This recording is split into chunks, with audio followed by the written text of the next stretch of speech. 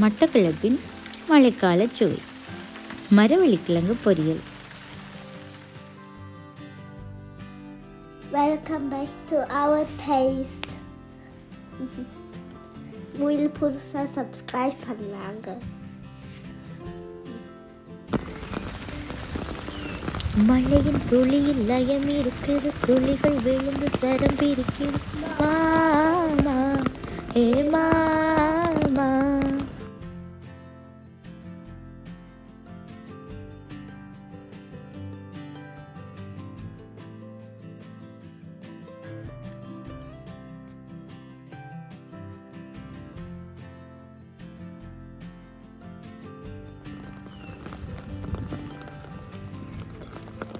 மழையின் துளியில் லயம் இருக்குது, துளிகள் விழுந்து ஸ்வரம் பிரிக்குது.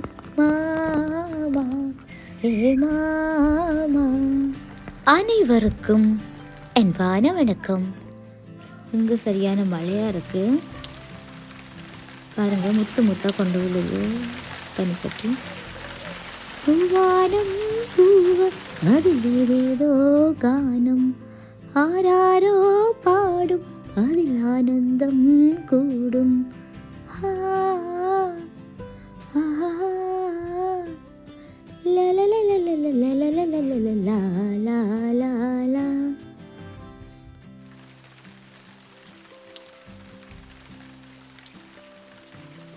என்னது மரவள்ளி கிழங்கா? பொரிக்கவா? மழைக்கு நல்லா இருக்குமே, வாங்க பொரிப்போம்.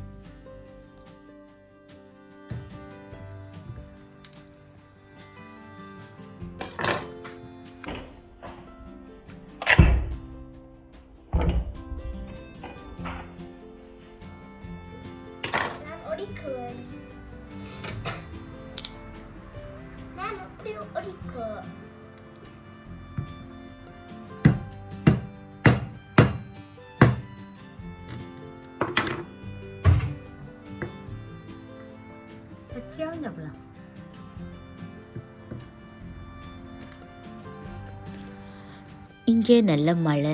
இந்த மழைக்கு மரவள்ளி கிழங்கு பொரித்து சாப்பிட போகிறோம்.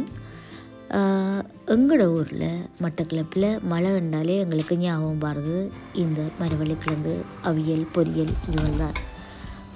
இப்போ இந்தியாவிலலாம் சொல்லுவாங்க மழை தூர்னா வச்சு சாப்பிடணும்னு சொல்லி. ஆனால் எங்களோட ஊரில் மழை தூர்னா மரவள்ளி கிழங்கு அவிச்சு சாப்பிடுவோம், பொரிச்சு சாப்பிடுவோம் சொல்லுவோம். இப்போ நான் ஏஎம்சி பாத்திரத்தில் இந்த மரவள்ளி கிழங்கு உப்பும் மிளகும் மஞ்சள் தூளும் போட்டு அவிய போடுறேன். உப்பு கூட போடலை, லைட்டாக ஒரு இடத்தை கரண்டி போடுறேன். பிறகு ஆனாட்டி பார்த்து போடலாம், பிறகும் போட வேண்டி தான் வரும். எனக்கு இந்த ஏஎம்சி பாத்திரத்தில் 2 நிமிஷத்தில் இந்த கிழங்கு அவிஞ்சிடும். நீங்கள் இருக்கிற பாத்திரத்தை பொறுத்து கிழங்காவிய நிறம் எடுக்கும். இது நான் கொரோனாக்கு முதல் 2500 யூரோக்கு இங்கே ஜெர்மனில் வாங்கினேன். நான் இப்போ இன்னும் மலிஞ்சிருக்குமென்று நினைக்கிறேன், சரியாக தெரியல விலை. பாருங்க விடக்கண்டு அவிஞ்சிட்டது. இப்போ இந்த பருவத்தில் இதுக்கு முன்னுக்கு கொஞ்சம் விட்டுருக்கலாம், எடுத்தாலும் ஓகே. இதில் இப்போ நம்ம இறக்குவோம். இறக்கி தண்ணியை வடிய விட்டுட்டு கொஞ்சம் கேசரி பவுடர் இதுக்கு போடணும். அப்போ தான் அந்த பட்டிக்கிலோ கடைகளில் விற்கிற மாதிரி, ரோட்டு கடைகளில் விற்கிற மாதிரி கலர் கிடைக்கும் உங்களுக்கு.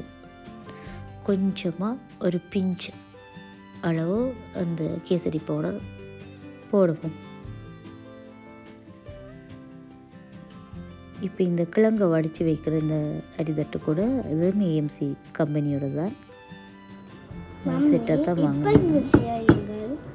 மாசி இது கொஞ்சம் பவுடராக்கி அந்த கிழங்கு இதுக்குள்ளே போடத்தான். நான் பெரும்பாலும் அந்த கூனி இறால் கூனி இருக்குல்ல, அதை வறுத்து போட்டு போடுறது, அல்லது பேபி ஷிர்மன்னு சொல்லுவாங்க, பேபி இறால், அதை பொரித்து போட்டு சேர்ப்பேன். மாசுக்கு பதிலாக இன்றைக்கி அது வேண்டுனா அங்கேயே போட்டுட்டேன், தேடி போட்டு கடைசியில் இப்போ மாசி எடுத்து போடுறேன்.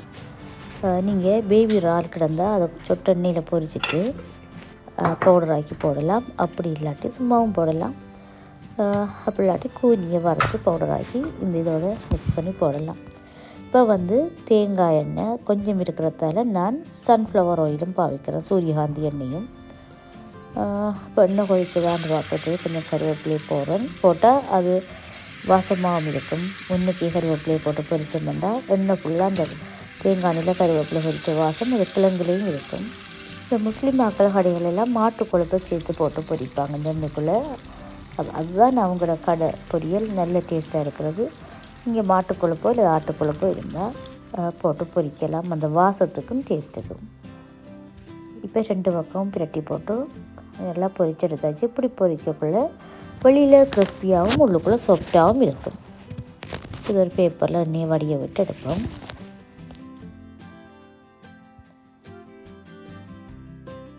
இப்போ வந்து உப்பு கொஞ்சம் போடுவோம், அது காணாது. உப்பு போட்டுட்டு இப்போ நான் வந்து இது நல்லா அமர்த்துறேன் கையால். ஒருக்கா பேப்பர் மேலே வச்சு இதை அமர்த்தி ஒருக்கா நசிச்சு எடுப்போம். பாருங்கள், இப்போ கிழங்கு கொஞ்சம் வெடித்த மாதிரி வந்திருக்குது. இனி நாங்கள் இதுக்குள்ளே வெட்டு மிளகாத்தூள், மாசித்தூள், புளித்தூள்னா சிட்ரிக் ஆசிட் பவுடர், அதுகளை போட்டு மிக்ஸ் பண்ணலாம். இது நான் சாப்பிட்றதுக்கான கை யூஸ் பண்ணுறேன். யாக்களுக்கு செய்கிறதா இருந்தால் கேன்ஷு போட்டுக்கொள்ளுங்க, அந்த கேன்ஷு கையுறை போட்டுக்கொள்ளுங்க.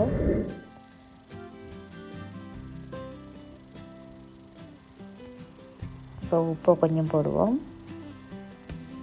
போட்டு வெட்டு மிளகாத்தூள், நான் வந்து காஷ்மீர் சில்லி பவுடர் எடுத்திருக்கிறேன் அந்த கலருக்காக.